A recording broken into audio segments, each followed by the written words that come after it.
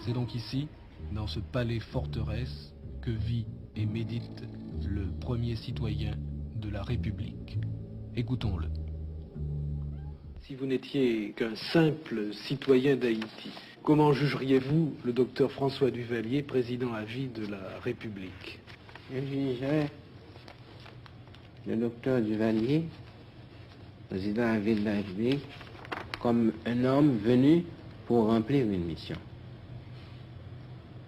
Et cette mission, vous la remplissez? Et cette mission, je la remplis.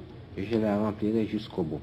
Je constate que vous êtes en parfaite santé, alors que depuis plusieurs mois, des bruits alarmants et alarmistes circulent non seulement à Port-au-Prince, mais je crois un peu partout dans le monde. Vous avez disparu, en quelque sorte, pendant quelques semaines, plusieurs semaines. Pourvu qu'on ne dise pas que je me suis métamorphosé en Ougan pour disparaître et reparaître, comme ils ont l'habitude de le faire. Il faut préciser pour les téléspectateurs français que le Oungan, c'est le prêtre du vaudou. Le Oungan, c'est le prêtre du vaudou. Ce n'est pas pour la première fois qu'ils inventent des rumeurs. Tantôt, il est mort. Tantôt, il est dans une morgue. Tantôt, il a disparu. Tantôt, il est impotent. Tantôt, il est incapable de conduire à bien sa mission. Alors, un homme est chef d'État. Il n'a pas le droit de se retirer un moment pour lire. Je suis surtout un journaliste, un écrivain. J'aime mes livres. D'abord, ce sont mes meilleurs compagnons. Et le chef d'État qui ne lit pas ne peut pas arriver à connaître son peuple, à connaître son pays, sa mentalité. Moi, je passe la meilleure portion de mon temps à lire dans ma chambre ou dans mes maisons de campagne.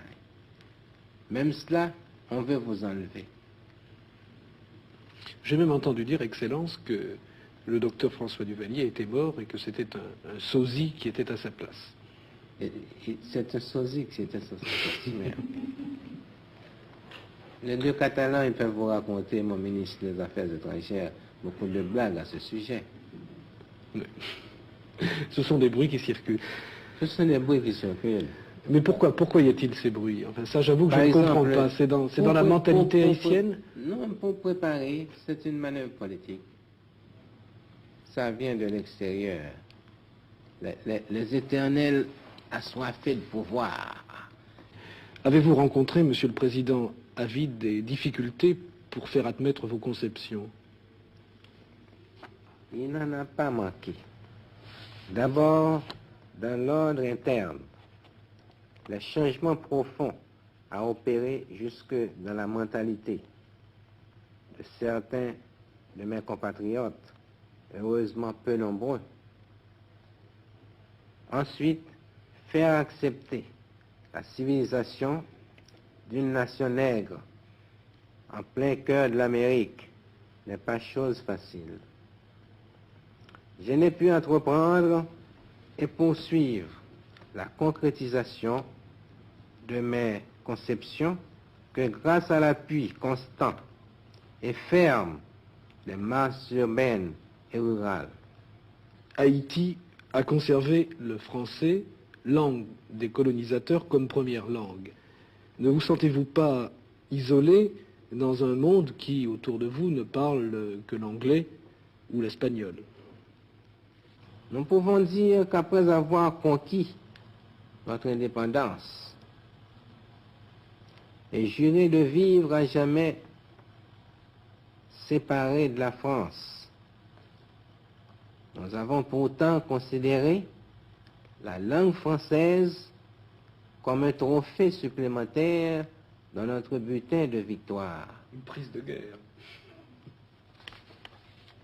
Haïti est heureuse et fière d'appartenir à la grande famille des pays francophones. Et nous ne sommes pas moins fiers d'être avec le Québec, le bastion de la défense et de l'illustration de de la langue française en Amérique.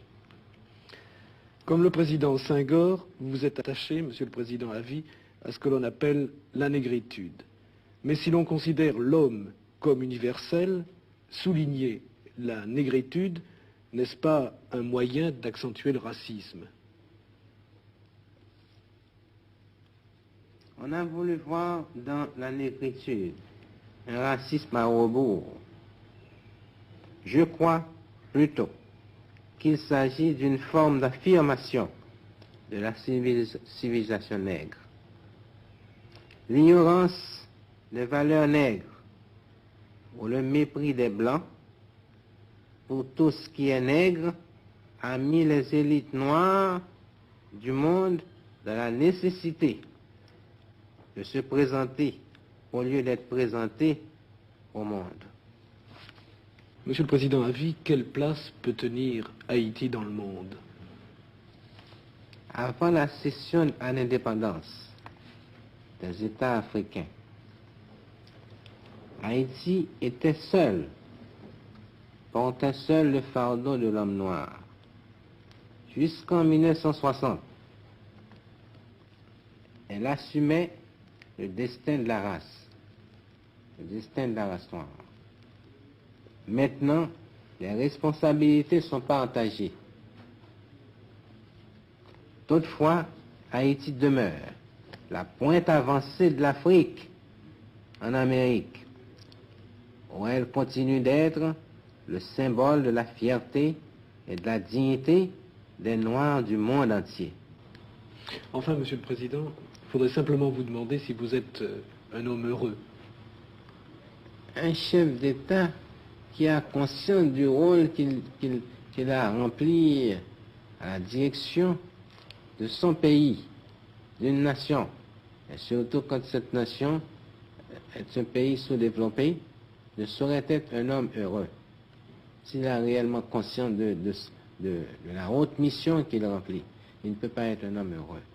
Et moi-même, personnellement, comme je suis très difficile avec moi-même, puisque étant même comme écrivain, je suis difficile avec moi-même, j'ai l'habitude de passer 3 semaines sur une phrase. Je ne suis pas satisfait de la facture de la phrase française. Et de même, j'ai transposé dans le domaine politique cette manie de n'être jamais satisfait avec moi-même.